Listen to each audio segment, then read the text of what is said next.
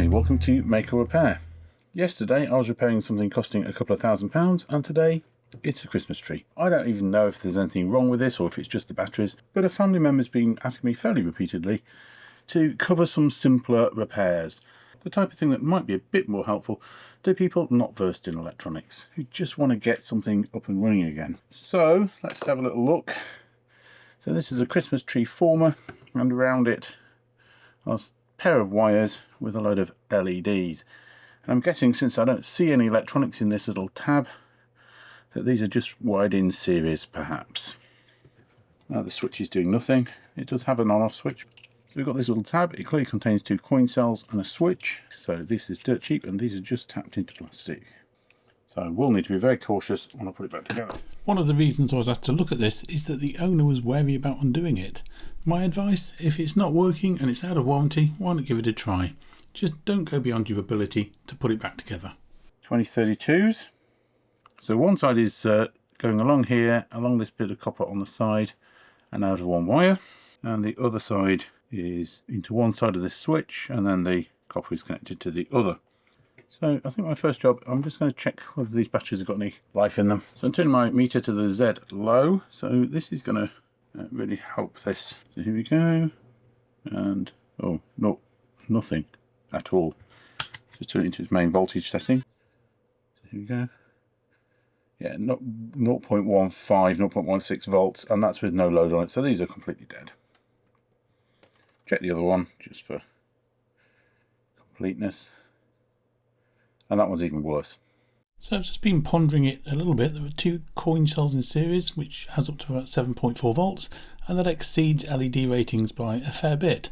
So with nothing but coin cells and a switch, I suspect they're using perhaps 5 volt LEDs, maybe just 3.2 volt LEDs, and relying on the internal resistance of those coin cells to limit the current and cause the voltage to drop. So here we go, here's my brand new 2032. We'll just repeat that exercise with this then, that way around. And there you go, 3.3 volts. Now if I turn this to Z low, get that off for a second. So actually this top number you want, it's also saying 3.2 volts. So what this Z low is doing is it's giving a bit of loading to the battery. And yeah, 3.2 volts, so that's what we're expecting. So with these coin cells, this side here, which has a little seal around it and connected just in the center, is the negative. And this side here, which is all shiny and nice, is the positive. So we just need to be cautious when we're looking in our cell holder. So this one, this side here, you probably can't see it on the camera very well, sorry about that. That says positive and this one says negative. So one that way and one this way. And this side here has a connecting strip between the two. So I'm just going to put that on loosely for a second and hopefully we should be able to see everything light up. There we go.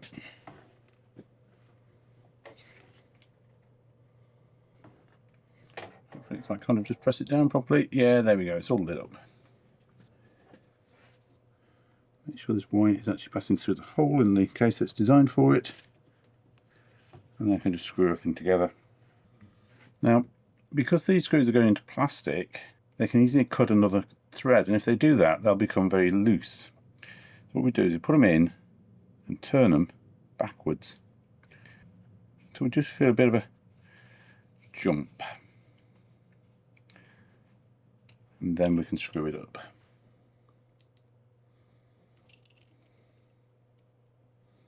Same with this one, rotate it backwards so I just feel it kind of click a little bit. Screw it in. We just come down this side and repeat with these 2. And there we have it, one working tree. No flashing lights, nothing complicated. Hopefully the switch will switch off. Yeah, off, on. Very simple demonstration. You know, seriously, of course you're just going to pop out 2 batteries, pop another 2 in and hope it works. But I thought I'd just talk a little bit about batteries, testing the batteries, having a look at the circuit, just to see what was going on. So anyway, hope you enjoyed that. If you did, don't forget to give it a thumbs up, subscribe, share it with your friends, and of course leave some comments. And maybe next time it'll be something a bit more complicated. See you soon.